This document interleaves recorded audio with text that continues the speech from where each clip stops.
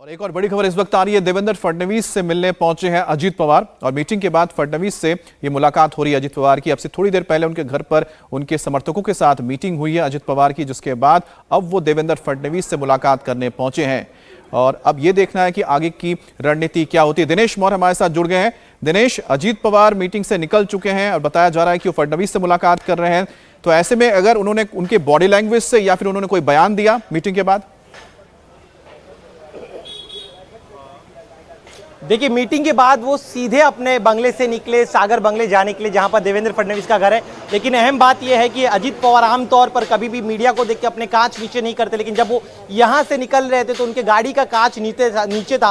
साफ तौर पर वो एक मैसेज देने की कोशिश कर रहे थे कि अंदर ये जो देवगिरी बंगला, इस बंगले में जो उनकी बैठक हुई उनके तमाम साथी विधायकों के साथ, मंत्रियों के साथ, वो बैठक काफी पॉजिटिव रही है और उनको जो समर्थन का जो आंकड़ा है वो लगातार बढ़ रहा है। और यही वजह कि इस बैठक के बाद सीधे अब वो देवेंद्र फडणवीस के पास गए हैं। कुछ अन्य फॉर्मेलिटीज है उसको लेकर चर्चा करेंगे। साथ ही में जो डिस्क्वालिफिकेशन को लेकर विधानसभा स्पीकर को जो पत्र भेजा गया है जयंत पाटिल की तरफ से, उसको लेकर भी चर्चा जो है वो देवेंद्र फडणवीस से करना चाहते हैं। इसके अलावा उनके पार्टी को अब चूंकि वो सरकार में आ चुके हैं, 9 मंत्रियों ने शपथ ले ली, लेकिन किस नेता को कौन सा पोर्टफोलियो मिलेगा ये अब तक साफ नहीं है। इसी वजह से आइए तस्वीर में आपको सबसे बड़ा चेहरा दिखाते हैं। ये है निम्बालकर जी, उनसे बात करते हैं। सर, बैठक खत्म हुई है सर, क्या कहेंगे सर, किन किन मुद्दों पर चर्चा हुई? तो देखिए, ये निम्बालकर है, शरद पवार के 40 साल पुराने साथी थे जो बैठक से सीधे अब बाहर निकले हैं। इसी तरह से एक अन्य जो बड़े नेता मंत्री है वो भी अब बाहर निकल रहे हैं। कुल मिलाकर अब तक जो मीटिंग हुई थी कल के बगावत के बाद, लग रहा था कि शायद शरद पवार कैंप के जो नेता है, कार्यकर्ता है, वो साथ नहीं देंगे, लेकिन आज सुबह से ही बड़ी संख्या में जो कार्यकर्ता है वो यहां पर पहुंच रहे, नेता है वो यहां पर पहुंच रहे। मैं चाहूंगा कि मेरे वीडियो जर्नलिस्ट आपको अंदर की तस्वीरें दिखाए, सीधे बंगले के अंदर की तस्वीरें देखिए किस तरह से समर्थकों का हुजूम उमड़ पड़ा है, नेताओं का हुजूम उमड़ पड़ा है और सभी जो है चाहते कि इस समय सत्ता के वो हिस्सा बने। और देवेंद्र फडणवीस से जो मुलाकात हो रही है वो काफी अहम होगी, क्योंकि पोर्टफोलियो क्या मिलने वाला है ये काफी अहम होगा। तमाम जो 8 मंत्री हैं अजीत पवार के साथ जिन्होंने अन्य ने शपथ ली है, वो क्या चाहते हैं, उनकी क्या मंशा है, वो उसको लेकर जो है वो बात अब देवेंद्र फडणवीस के साथ रखेंगे। साथ ही में वो बगावत के बाद अभी उनके पार्टी में क्या स्थिति है जी, और नंबर्स बढ़े हैं, कौन और विधायक उनके साथ जुड़ रहे हैं।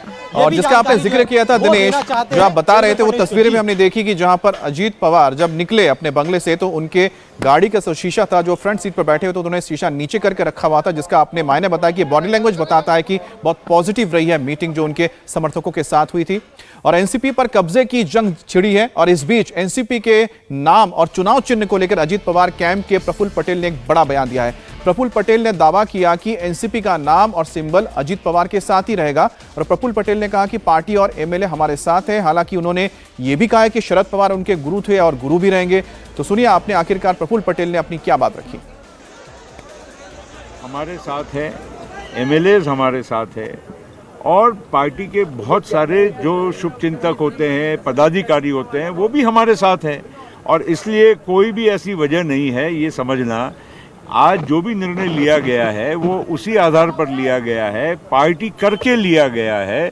और इसलिए और भी कोई बातें जो हो रही है इसमें कोई अर्थ नहीं है। आगे आने वाले दिनों में ये सारी बातें स्पष्ट हो जाएगी।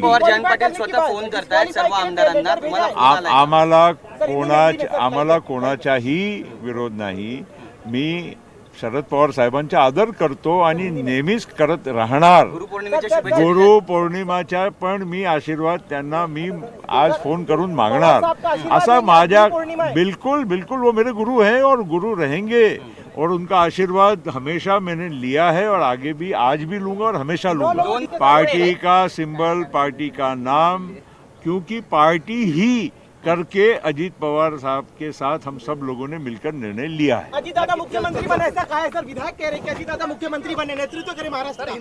इंडिया टीवी हर वक्त हर जगह डाउनलोड करने के लिए सर्च करें India TV news Google play store या ऐप स्टोर पर।